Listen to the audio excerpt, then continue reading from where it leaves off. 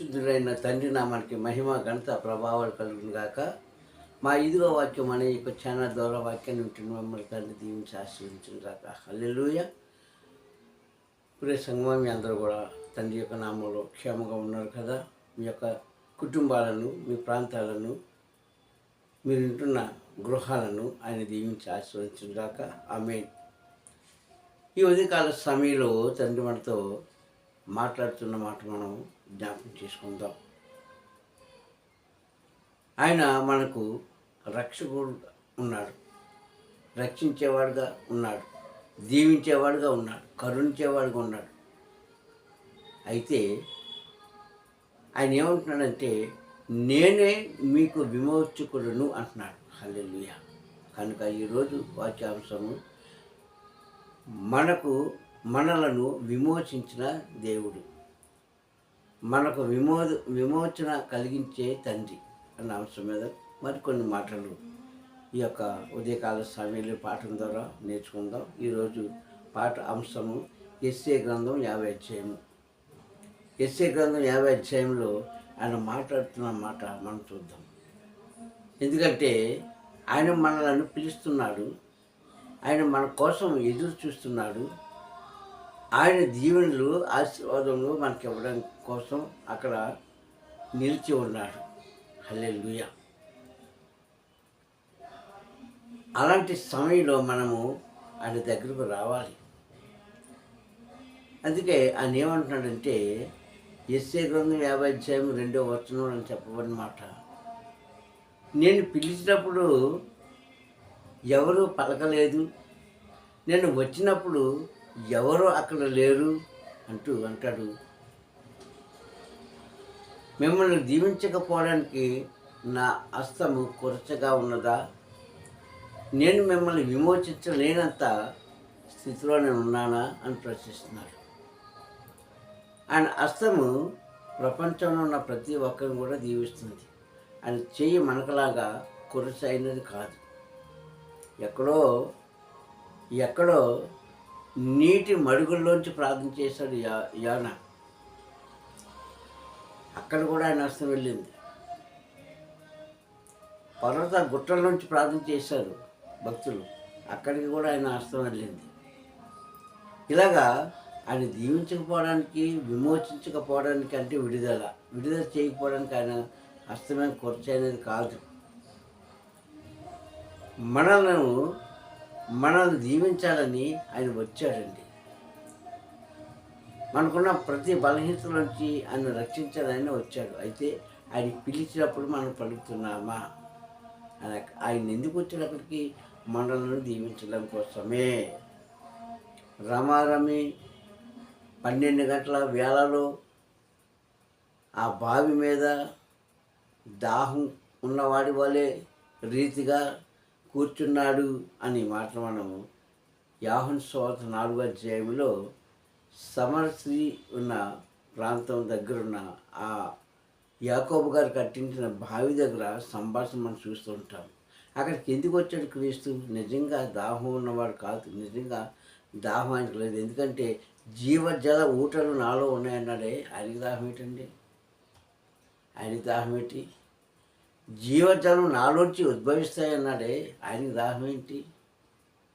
అందుకంటున్నాడు దాహమున్న రీతిగా అన్నది పద్ధతి. దావతి వేసిన వాడి వల్లే అక్కడ ఉన్నాడు తప్ప నిజంగా ఆయనకి ఏ దాహం లేదు. అందుకే నాలో ఉన్న జీవజలం నీకు ఇస్తాను అన్నాడు. ప్రియ సంగమా, ఆయన వచ్చాడండి మనల్ని దీవించడానికి, అక్కడ ఆ సమరులను మార్చడానికి, ఆ పాడుపడ్డ జీవితంలోంచి విడుదల చేయడం కోసము, వారికున్న చెడ్డ పేరు తొలగించడం కోసము అక్కడికి వచ్చాడు ఆయన. ఈరోజు అందరి హృదయాల దగ్గర కూడా ఆయన వస్తున్నాడు. ప్రకటన గ్రంథం అంటాడు కదా ఆయన, నేను మీ తలుపు దగ్గరకు వచ్చి తలుపు కొడుతున్నాను, ఎవరైతే నా స్వరం విని తలుపు తీస్తారో వారితో నేను భోజనం చేస్తాను అన్నాడు. అంటే ఏం భోజనం అది? మాటల భోజనం. బిర్యానీ, పలావు ఏది మనం వండుకున్న పదార్థాలు కాదు, అక్కడ మాటల భోజనం చేస్తానంటున్నాడు ఆయన. ఆయన స్వరం విని వచ్చిన వారికి మాత్రమే ఈ దీవెనలు, అందరికీ కాదు. ప్రియ సంగమా, కనుక ఈరోజు కొంతకాలంగా నువ్వు ప్రార్థన చేస్తావు, కన్నీరు కార్చావు, ఉపవాసాలు చేసావు, వేడుకున్నావు, రకరకాలుగా ఆయనను స్తుతించావు, ఆరాధించావు. నీ మొరలు ఆలకించి నిన్ను ఆశీర్వదించడం కోసం, నిన్ను ఆ బాధల నుంచి విమోచన చేయడం కోసం అక్కడికి వచ్చాడు, అంటే నీ దగ్గరికి. మరి ఆయన వచ్చినప్పుడు నువ్వు ఏ స్థితిలో ఉన్నావు, ఏ స్థితిలో జీవిస్తున్నావు ఒకసారి జ్ఞాపకం చేసుకోవాలి ప్రసంగమా. అందుకని అంటున్నాడు, నేను వచ్చాను మిమ్మల్ని ఆశీర్వదించడం కోసం, నేను పిలుస్తున్నాను నా పిల్లలకు అంగీకరించడం కోసం. మీరు నా పిలుపుకి దగ్గరగా లేరు. నేను వచ్చినప్పుడు ఎవరో నా కంటికి కనిపించట్లేదు. నేను ఎవరిని దీవించాలి, ఏమని బోధించాలి, నిన్ను విడుదల చేయకపోవడానికి నా హస్తం ఏమైనా కొరతగా ఉన్నదా అని ప్రపంచానికి వేసేది ప్రశ్న. ఆయన ప్రియ సహోదరులారా, ఈరోజు ఆరాధనలో ఉన్న మనం, ఈరోజు స్తుతిస్తున్న మనం, ఈరోజు ఆయనతో మనం సహనం చేయాలనుకున్న మనము ఏ రీతిలో ఉన్నామో ఒకసారి జ్ఞాపకం చేసుకుంటే చాలు. ఇన్ని దినాలుగా మనం ప్రార్థన చేశాము, ఇన్ని దినాలుగా ఆయన కోసం ఎదురు చూసాము. నీ సమయం వచ్చింది, వచ్చాడు. అయితే ఆ సమరయ స్త్రీల యొక్క జీవితం మార్చబడడానికి సమయం వచ్చింది. చాలా కాలంగా ఆ ప్రదేశంలో ఉన్న మనుషులను వెలివేశారు. వారు చాలా కాలంగా పాపపు చీకటిలోనే జీవించారు. అయితే క్రీస్తు పుట్టిన తర్వాత, ఆయన సువార్త పట్టుకున్న తర్వాత ఆ ప్రాంతానికి వచ్చే వరకు కూడా వాళ్ళకి విమోచన లేదు, హల్లెలూయా, విడుదల లేదు. అక్కడ విడుదల చేయడం కోసం ఆమెను ఒక్కదానే కాదండి, ఆ ఊరి జనాంగం అందరిని కూడా విడుదల చేయడం కోసమే వచ్చాడు. విడుదల చేశాడు. విడుదల చేసి ఏం చేశాడు, అక్కడ వారి యొక్క పేర్లు ఈ జీవపు గ్రంథంలో లిఖించబడినట్లుగా వారిని కూడా శుద్ధి చేసి, వారి యొక్క కళంకం కూడా తొలగించి, వారికి ఉన్న బలహీనతను కూడా తీసివేసి, వారికి ఉన్న చెడ్డ పేరు కూడా తీసివేసి వారిని విడుదల చేశాడు, విమోచించాడు. ఆయన విమోచకుడు. ఆయన మనం ఏ స్థితిలో ఉన్నా సరే ఆ స్థితిలోంచి, ఎలాంటి పరిస్థితిలో ఉన్నా సరే ఆ పరిస్థితులను మార్చి మనకి సహాయం చేసే తండ్రి, హల్లెలూయా. కావున ప్రియ సంగమా, నీవు ఆరాధిస్తున్న మనం, స్తుతిస్తున్న మనం ఏ స్థితిలో ఉన్నామో ఒకసారి జ్ఞాపకం చేసుకోండి. నువ్వు దేనికోసమైతే ఆ తండ్రి దగ్గరికి వస్తున్నావో, దేనికోసమైతే అడుగుతున్నామో మనం జ్ఞాపకం చేసుకుంటే సహోదరులారా, ఖచ్చితంగా మనం మనకున్న కష్టాల నుంచి, కన్నీళ్ళ నుంచి, వేదన నుంచి, అవసరతల నుంచి ఆయన తొలగిస్తాడండి. తొలగించకుండా విడిచిపెట్టేవాడు కాదు. ఆ బావి దగ్గర కూర్చున్నాడు, నీకోసం ఎదురు చూస్తున్నాడు. ప్రియ సంగమా, నీకోసం ఎదురు చూస్తున్నాడు. ఈరోజు నీకోసం ఎదురు చూస్తున్నాడు.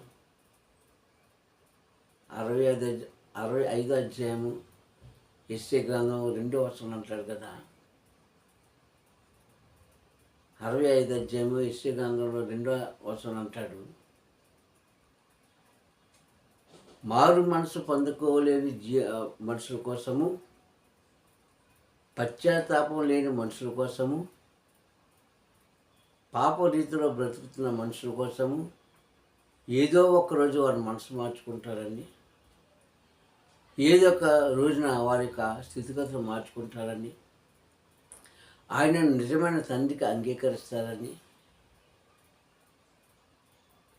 ఆయనను జ్ఞాపకం చేసుకుంటారని, ఆయన దగ్గరికి వస్తారని తన 2 చేతులు కూడా చాపి తినమెల్లా కూడా ఎదురు చూస్తున్నాడండి ఆయన ఇప్పటికీ కూడా, ఒక క్రైస్తవుడా. కానీ మనం ఆ చేతులను తప్పించుకొని ఈ లోకంలో కలిసిపోతున్నారు చాలామంది.